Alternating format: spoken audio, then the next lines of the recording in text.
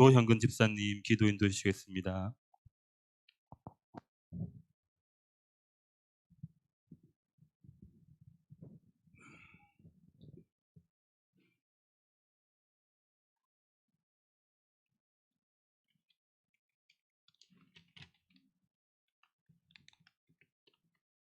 네 마음을 다하며 목숨을 다하며 힘을 다하며 뜻을 다하여 주 너의 하나님을 사랑하고 또한 내 이웃을 내 자신과 같이 사랑하라. 사랑이 풍성하신 하나님 아버지, 저희를 은총과 사랑으로 구원하여 주시고 하나님의 백성으로 삼아 주셔서 평안한 삶을 주시니 그 은혜에 감사드립니다.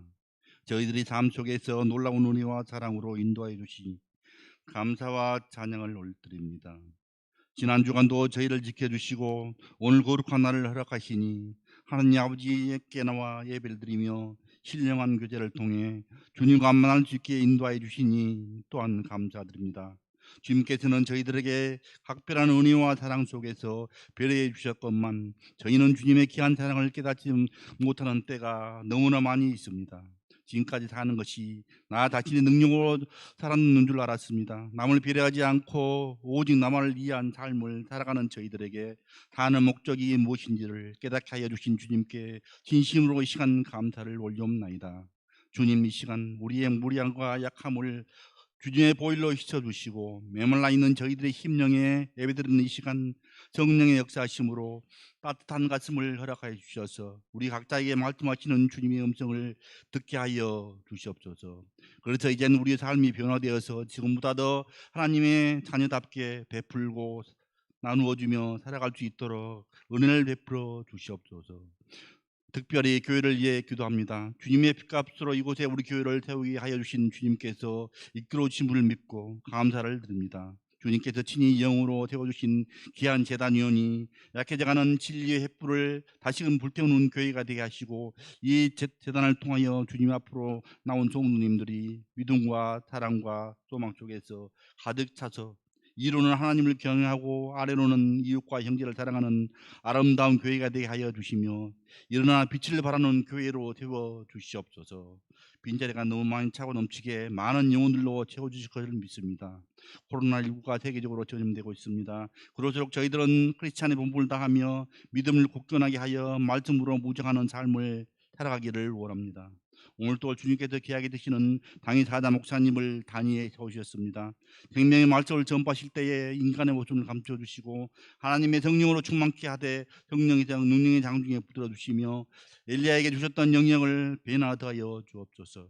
그리하여 그 능력의 말씀으로 우리 심령을 채우시며 말씀을 듣고 죄악을 깨달아 회개의 역사가 있게 하시며 아버지 하나님을 뜨겁게 사랑하는 입술의 고백들이 나오게 하 주시옵소서.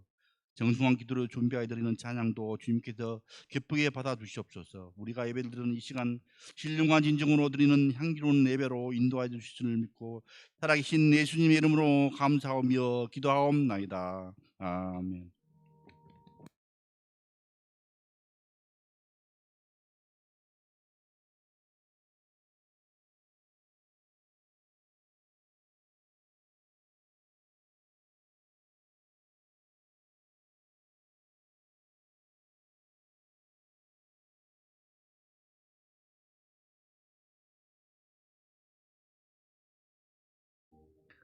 하나님 말씀 보겠습니다. 베드로전서 1장 3절부터 7절까지 말씀입니다. 지난주에 이어서 같은 말씀 나누어 보겠습니다. 베드로전서 1장 3절부터 7절 우리 찾으셨으면 교독합니다. 우리 주 예수 그리스도의 아버지 하나님을 찬송하리로다. 그의 많으신 긍휼대로 예수 그리스도를 죽은 자 가운데서 부활하게 하심으로 말미암아 우리를 거듭나게 하사 산 소망 있게 하시며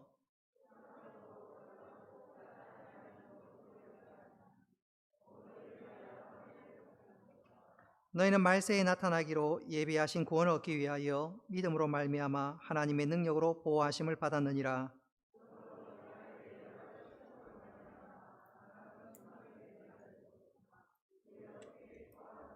7절에 같이 읽습니다. 너희 믿음의 확실함은 불로 연단하여도 없어질 금보다 더 귀하여 예수 그리스도께서 나타나실 때에 칭찬과 영광과 존귀를 얻게 할 것이니라. 아멘. 하경수 집사님 나오셔서 준비된 찬양으로 하나님께 영광 올리겠습니다.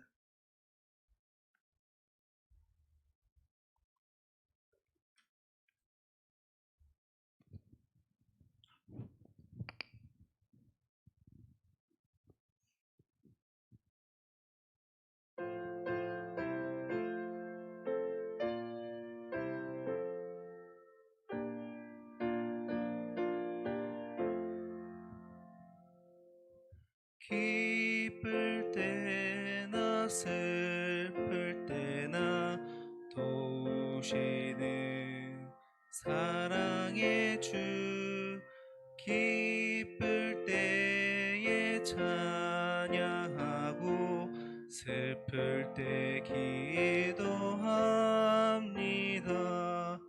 사랑의 우리 주여 위로하소서. 임마누엘 주여 새 힘 주소서. 병들 때나 괴로울 때 도우시는 위로의 주, 믿음으로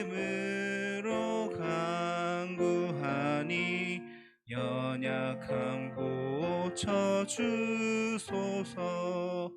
사랑의 우리 주여 위로하소서. 임마누엘 주여 새 힘 주소서.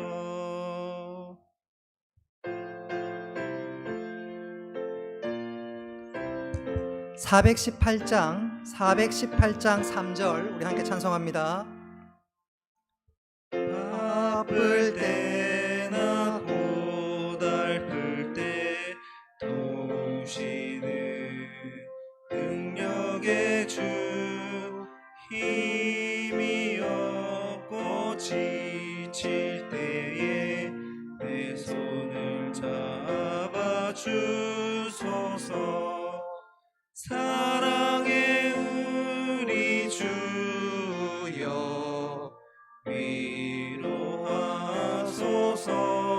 위로하소서.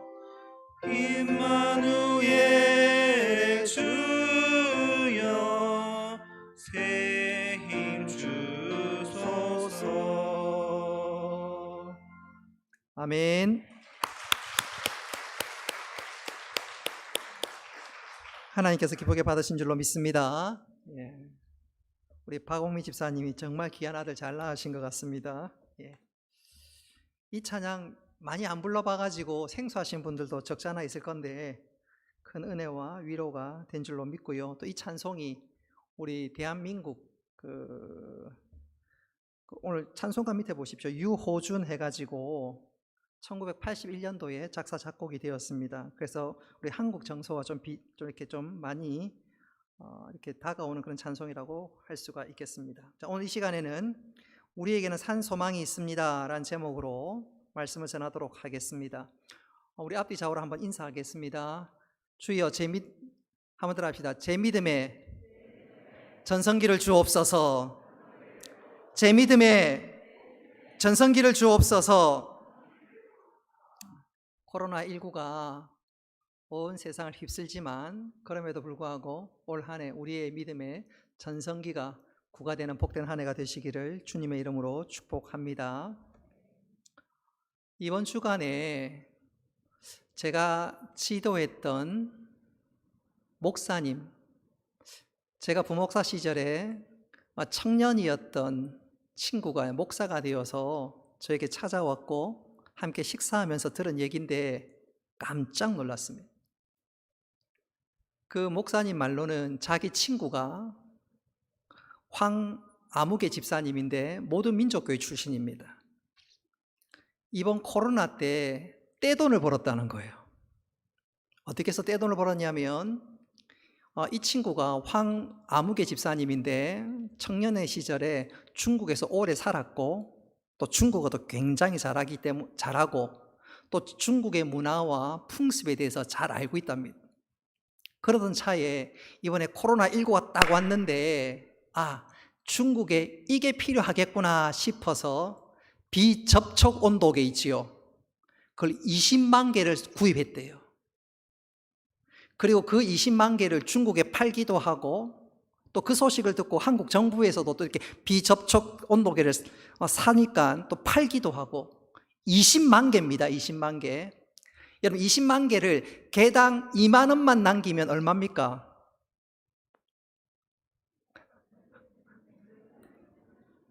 이영수 권사님 그 회계 잘 하시지요? 20만 개를 개당 2만 원만 남기면 얼마예요? 40억. 이제 감이 오십니까? 비접촉 온도계가 잘 나갈 때는 25만 원까지 했어요. 제가 지금 그냥 한 2만 원 잡았는데 5만 원일 수도 있다면 5만 원이라면 20만 개 팔면 얼마예요?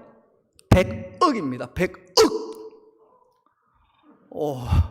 진짜 억소리 나지요. 근데 그 친구 공부를 잘한 친구도 아닌데 제가 알던 제자 목사님 말로는 그 친구가 사업의 수단이 있다는 거예요. 똑똑하거나 잘난 건 아닌데 사업의 수단이 있는. 그래서 코로나19가 왔을 때 와, 다 죽었다 했는데 그 친구는 이때라. 그래서 적게는 40억, 많게는 수십억 번 거지요. 우리 청년들 굳이 공부 잘할 필요 없어요. 통찰력만 있으면 뭐 다른 거예요, 다른 거. 통찰력만. 오늘 본문이 바로 그런 얘기입니다. 그런 말씀. 여러분 우리가 살아가면서 아까 그 친구처럼 그 황아무개 집사님인데 이름 가르쳐 주면 또 그분한테 또 연락해가지고 또 그 골치 아플 거예요. 그래서 황아무개 집사, 황아무개. 그 친구가 공부를 잘한 것도 아닌데 사업에는 수단이 있고 뭐 통찰력이 있는 통찰. 근데 그 사람이 지금 해운대에 살고 있습니다. 그거까지는 제가 얘기할게요. 어쨌든 우리가 살아가면서 통찰력 있는 거 굉장히 중요한데 더 중요한 것은 영적인 통찰력인 줄 믿으시기를 바랍니다. 오늘 말씀이 바로 그런 관점에서 우리가 이해를 해야 합니다. 지난주에 말씀드린 그대로 주후 64년 7월 어느 날 로마의 대화재가 일어났습니다. 네로가 불을 지른 것입니다. 나중에 사람들이 이 일에 대해서 민심이 들끓고 도대체 누가 했느냐, 가만히 안 두겠다, 이런 분위기 속에서 네로가 아이고 큰일 났다, 일 어떻게 할까. 그래서 희생양을 삼기를 그리스도인들이 불을 질렀다. 그 이후에 그리스도인들이 잡혀오고 죽임을 당하고 순교를 당합니다. 로마 원형 경기장에서 짐승의 밥이 되기도 하고 재산은 빼앗기고 온몸은 갈갈이 찢기고 도무지 로마에 있을 수가 없어서 믿는 성도들이 로마를 탈출하기 시작합니다. 이곳저곳으로 뿔뿔이 흩어지기 시작합니다. 적지 않은 무리들은 오늘날 터키 지역으로 도망갔습니다. 소아시아라 그러지요. 바로 그때 베드로 사도는 그리스도인들에게 소망과 위로를 주어야 되겠다 싶어서 붓을 들어서 서신을 하나 기록했는데 그게 바로 베드로 전서입니다. 특별히 우리가 이 베드로 전서에서 주목할 말씀이 3절입니다. 우리 3절 말씀 우리 같이 한번 읽어보겠습니다. 3절 시작.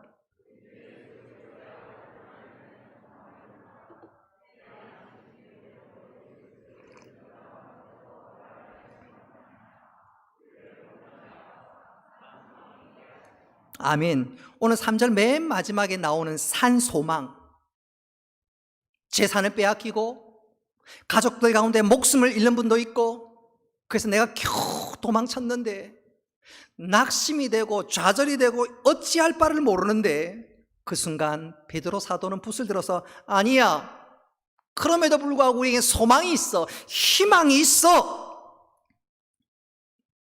말씀을 전하고 있습니다.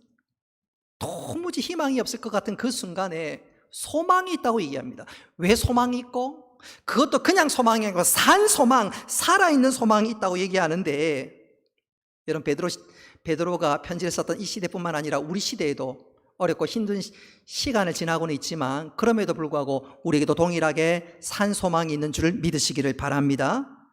그렇다면 그 산 소망의 이유는 무엇일까? 세 가지로 말씀드릴 수가 있는데 지난주 말씀드렸지요. 첫째는 한번 따라합시다. 우리는 부활의 주님을 체험했습니다. 여러분, 주님이 부활하셨다는 말은 바꾸어 얘기하자면 모든 역사를 하나님이 주관하신다는 거예요. 분명히 예수님이 십자가에서 죽으셨고 그래서 모든 것이 끝난 것 같은데 아닙니다. 우리 주님이 부활하셨습니다. 할렐루야. 무슨 말입니까? 세상은 하나님이 주관하시고 마지막은 믿는 자들이 이긴다는 것입니다. 그렇기 때문에 너희들 염려하거나 낙심하지 말아라 말씀하는 것이지요. 여러분 기억하십시오. 우리가 이 땅에서 어떻게 살든지 상관없습니다. 마지막은 한번 따라합시다. 우리가 이깁니다. 예컨대 한일전, 축구 한일전이라든가 야구 한일전이라든가 농구 배구 뭐든지 상관없어요. 이겼다는 소식을 듣고 재방송을 보면 우리 팀이 지고 있어도 속으로 미소 짓고 있지요. 죄송합니다. 일본 사람들을 보고 자식 까불고 있네. 그래 본들 우리가 이겨. 배구 선수가 스파이크 했고 점수 나서 좋다고 막 환영할 때 속으로 까불고 있네. 조금만 있으면 우리가 이겨. 그렇지 않습니까? 상대방이 잘하면 잘할수록 아이고 자식들 웃기고 있네. 그렇지 않습니까? 여러분, 우리가 산 소망을 가질 수 있는 이유는 한번 따라합시다. 마지막은 내가 이긴다. 내가 이긴다. 우리 여성분들 그런 거 경험하지요. 남편이 막 한만 가득 까불고 있네. 그래도 내가 이긴다. 마지막 내가 이긴다. 져주지만 내가 이긴다. 여러분, 우리가 산 소망을 가질 수 있는 이유는 마지막은 내가 이기기 때문에 그렇습니다. 우리가 이기기 때문에 그렇습니다. 우리에게 승리를 하나님이 주시기 때문인 줄 믿으시기를 바랍니다. 두 번째로 우리가 산 소망을 가질 수 있는 이유는 무엇이냐? 한번 따라합시다. 영원한 기업을 약속받았기 때문입니다. 영원한 기업을 약속받았기 때문에 그렇습니다. 우리는 기업이라는 말이 굉장히 익숙한 단어입니다. 마찬가지로 베드로 당시에도, 이 말씀이 기록될 당시에도 기업은 굉장히 익숙한 단어였습니다. 1세기 그리스도인들에게 이 기업은 굉장히 익숙한 단어였습니다. 그런데 중요한 것은 그런 자신의 기업들이, 산업들이 다 빼앗기고 무너지는 경험을 당했습니다. 우린 때때로 내가 하는 사업이 무너지거나 부도를 맞으면 덜썩 주저앉아서 이제 다 끝났다. 다 끝났다. 하나님 왜 그렇게 낭망하지요? 그런데 베드로 전서가 기록될 당시에 베드로가 모든 성도들에게 얘기합니다. 걱정하지 말아라. 빼앗겼다고, 무너졌다고 낙심하지 말아라. 낙심하지 말아라. 초창기 그리스도인들은 정말로 그랬습니다. 그들은 기업이 무너지고 흔들려도 낙심하지 않았습니다. 이유가 뭘까? 자, 성경 말씀 우리 히브리서 10장 34절 스크린에 나와 있습니다. 같이 한번 읽어봅니다. 시작.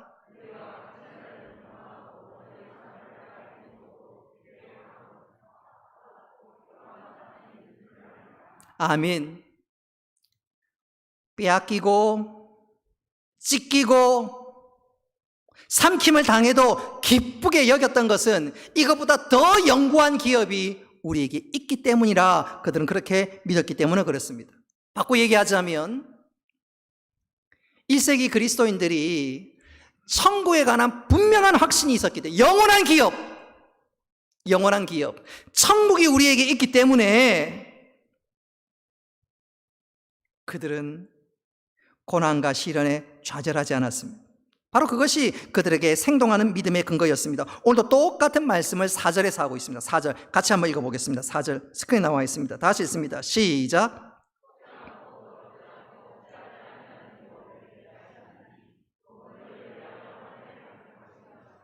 아멘. 우리에게 영원한 기업이 있다. 지금 눈에 보이는 기업 무너져도 그것과 비교할 수 없는 영원한 기업이 있다. 그리고 더 중요한 것은 그 기업은 4절에 보십시오. 썩지도 않고 더럽히지도 않고 쇠하지도 않는 영원한 기업이다. 영원한 기업이다. 근데 그 기업이 어떻게 그렇게 영원한 기업이 될 수 있었느냐? 5절을 보시겠습니다. 5절. 우리 5절 같이 한번 읽어보겠습니다. 5절 시작.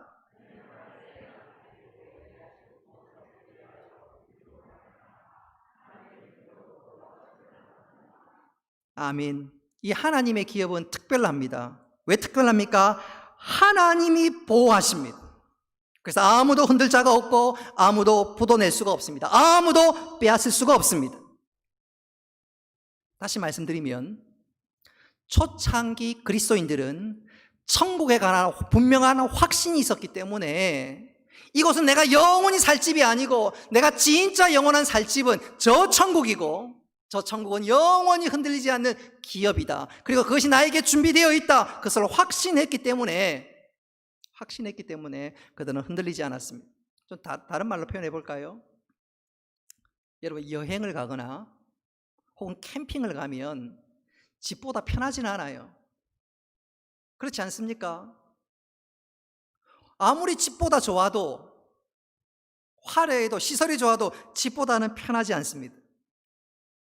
여행을 하면서 맛있는 거 먹고 즐기고 관광하고 구경하고 한 달 해보십시오.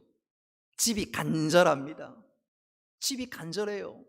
집에 무슨 보물을 훔쳐놓은 것도 아니고 집에 보물이 있는 것도 아닌데 집이 간절합니다. 그리고 한 달여 만에 집에 돌아오면요 그렇게 행복하고 좋을 수가 없어요. 너무너무 편안합니다. 우리에게도 영적으로 영원한 집이 준비되어 있는데 그것은 세상의 그 어떤 것과 비교할 수가 없습니다. 더 중요한 것은 1세기 그리스도인들은 이 천국에 관한 분명한 소망이 있었습니다. 그리고 그것을 사모했습니다. 그것이 바로 현재를 이길 수 있는 원동력이었습니다. 여러분 우리 역시 천국에 관한 분명한 소망이 있어서 그리고 우리가 이 땅에 잠시 살다가 영원토록 천국에서 살 것을 명심하면서 어떤 상황에서 낙심하거나 흔들리지 않기를 주님의 이름으로 축복합니다. 혹시 여러분 여행 가면서 집에 있는 물건 바리바리 들고 갑니까? 가장 간단한 거, 간편한 거 준비하지 않습니까? 그렇지요. 집에 있는 거 바리바리 들고 가면요 얼마나 불편하고 무거운지 몰라요. 근데 우리는 이 땅에서 자꾸 무거운 거 자꾸 바리바리 싸려고 합니다. 그리고 그것 때문에 낙심하는데 아니에요. 여러분 우리의 마음이 세상 빼앗기지 말고 1세기 그리스도인들처럼 천국의 분명한 소망과 확신을 갖는 가운데 내가 영원히 살 곳은 이곳이 아니라 저 천국인 것을 기억하면서 어떤 상황에서도 흔들리지 않고 낙심하지 않고 소망 가운데 즐거워할 수 있는 영적으로 성숙한 믿음의 사람들 되시기를 주님의 이름으로 축복합니다. 마지막 세 번째로 1세기 그리스도인들이 시련과 낙심할 수 없는 상황 가운데서도 기뻐할 수 있었던 이유, 산 소망을 가질 수 있는 이유는 무엇일까?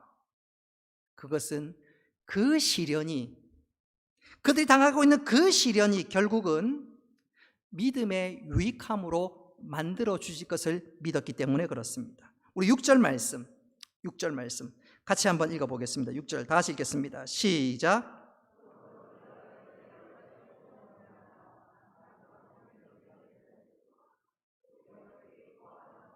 아멘. 자, 6절에 보니까 여러 가지 시험 했는데 이 본래 의미는 여러 가지 색깔 그렇게 표현하는 것이 정확합니다. 다시 말하면 우리는 살아가면서 형형색색의 어려움들을 당하기도 합니다. 인간관계의 어려움을 당합니다. 고부간의 갈등을 겪을 수도 있고요. 동서간에 말할 수 없는 어려움을 겪기도 하고 심지어 부부간의 갈등을 일으키기도 합니다. 인간 간의 갈등이지요. 그것뿐만이 아닙니다. 육신의 질병으로 인해서 어려움을 당하기도 합니다.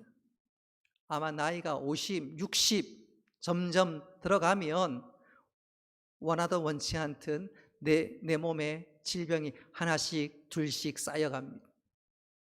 뿐만 아니라 경제적인 시련을 당할 때도 있지요.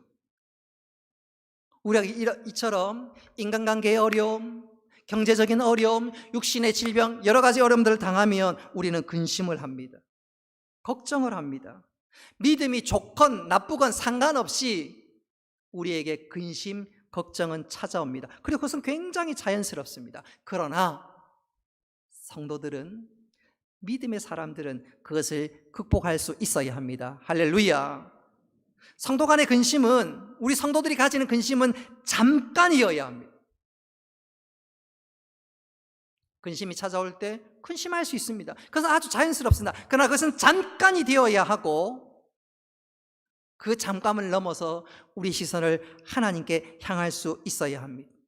그때 우리 하나님께서 우리를 위로해 주시는데, 우리 7절 말씀 같이 한번 읽어보겠습니다. 7절 시작.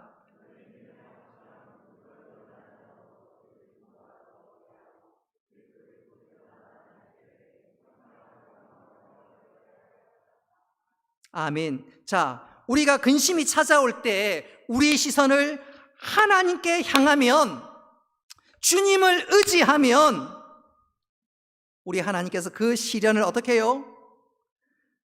불로 연단하여도 없어질 금보다 더 귀하게 우리를 새롭게 다듬어 주신다는 거예요. 바꿔 얘기하자면, 믿는 성도들에게 있어서 시련은 시련으로 끝나는 것이 아니라 그 시련을 통해서 우리를 더 단단하게 새롭게 만들어 주신다는 것입니다.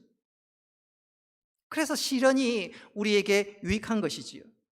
지금 당장 그 시련은 나를 망하게 하는 것 같지만 아닙니다. 근데 그 시련으로 말미암아 하나님 나를 새롭게 하시고 나를 다듬어 주시고, 종국에는 언젠가 우리가 하나님 앞에 설 때 우리의 그 믿음, 잘 지키는 그 믿음, 끝까지 주를 바라보는 그 믿음으로 인해서 우리가 칭찬과 영광과 존귀를 얻게 해 주신다고 말씀하고 있습니다. 시련이 왔는데 어떻게 낙심하지 않을 수 있나요? 예, 근심할 수 있습니다. 그건 아주 자연스러운 행동입니다. 그러나 그것은 잠깐이어야 합니다. 잠깐이어야 합니다. 그리고 그 순간 시련에 매몰되지 말고 믿음의 주요 온전케 하시는 주 예수 그리스도를 바라보는 것입니다. 그러면 주께서 우리를 깊은 웅덩이에서 건져 반석 위에 세워주실 것을 믿으시기를 바랍니다. 그리고 그 시련은 변하여 감사와 간증거리로 화해 주실 것입니다.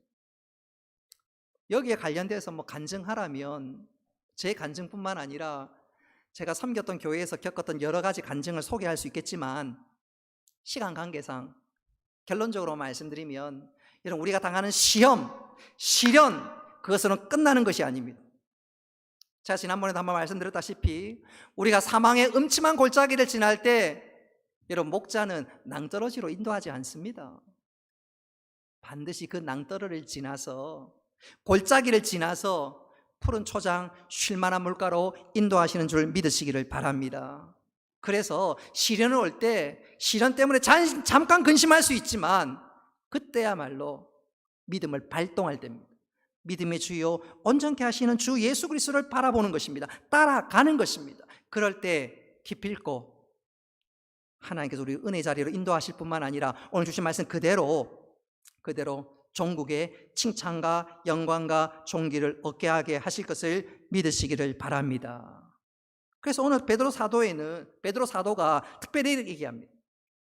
너희들이 시련에 흔들리지 말고 주님을 바라봐라. 그러면 종국에 승리하게 되고 칭찬과 영광과 존귀를 얻게 하려 하실 것이라고 말씀하시는데, 여러분, 이 말씀이 우리의 신비에 새겨질 수 있기를 주님의 이름으로 축복합니다.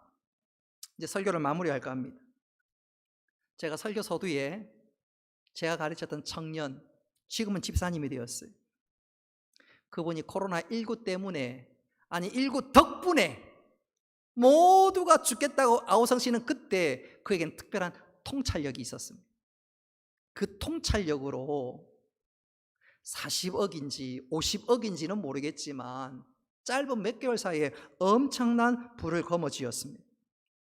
또 투자했는지는 모르겠지만 모두가 죽겠다고 아우성일 때 그에게는 특별한 통찰력이 있었습니다. 여러분, 오늘 이 시대를 살아가는 우리들에게도 통찰력이 필요합니다. 그것은 바로 영적인 통찰력입니다. 오늘 사도 베드로가 온 성도들에게 바로 그것을 요구하고 있습니다. 우리가 영적인 통찰력을 지닐 때 모두가 죽겠다고 아우성을 그치는 그 순간 오히려 노래하고 찬송할 수 있습니다. 산소망을 가질 수가 있습니다. 우리가 가져야 될 통찰력은 무엇일까요? 우리는 부활의 주님을 체험한 자들입니다. 주님이 다스리고 하나님이 다스리고 우리를 승리케 인도하신다는 것입니다. 여러분, 이 통찰력을 가질 수 있기를 바랍니다. 우리에게 영원한 천국이 예비되어 있습니다. 이 통찰력을 가질 수 있기를 바랍니다. 마지막으로 우리가 당하는 시련은 망하게 하는 것이 아니라 이 시련은 우리들에게 믿음의 유익을 줄 뿐만 아니라 언젠가 하나님 앞에 섰을 때 잘했다고 칭찬받을 수 있는 보물 같은 시간이라는 것입니다. 우리에게 이 영적인 통찰력이 잘 준비되어서 날마다 승리의 삶들을 살아갈 뿐만 아니라 오늘 주신 말씀 그대로 우리에게 날마다 산 소망 가운데 살아가는 우리 모두가 될 수 있기를 주님의 이름으로 축복합니다. 말씀을 기억하면서 우리 함께 찬송하겠습니다.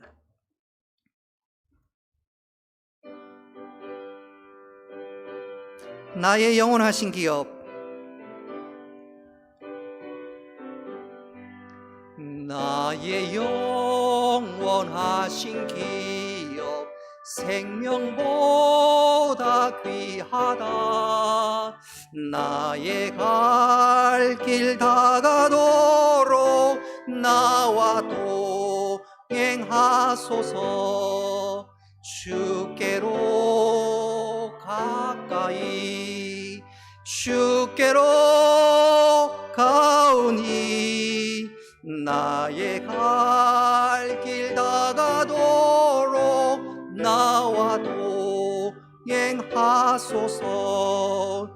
세상 무기 안일함과 모든 명예 버리고 험한 길을 가는 동안 나와 동행하소서.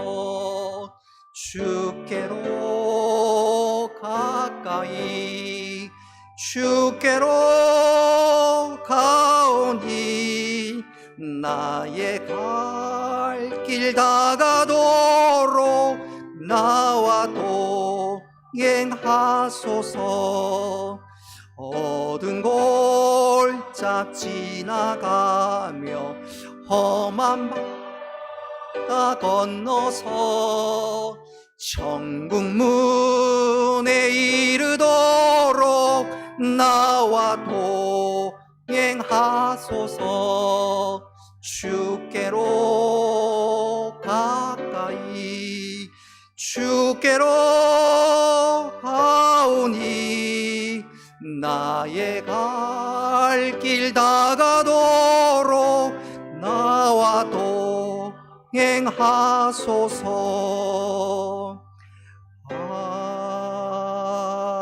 아멘. 교회 소식 주보를 참고해 주시기를 바랍니다. 축도하겠습니다. 이제는 주 예수 그리스도의 은혜와 하나님 아버지의 크신 사랑과 성령님의 교통하심과 위로하심과 복 내려주심이 사랑하는 주의 백성들과 군대 나가 있는 청년들과 학업을 따라 직장을 따라 또 여러 방에 터지는 모든 믿음의 식구들 머리 위에 영원토록 함께 있을지어다. 아멘.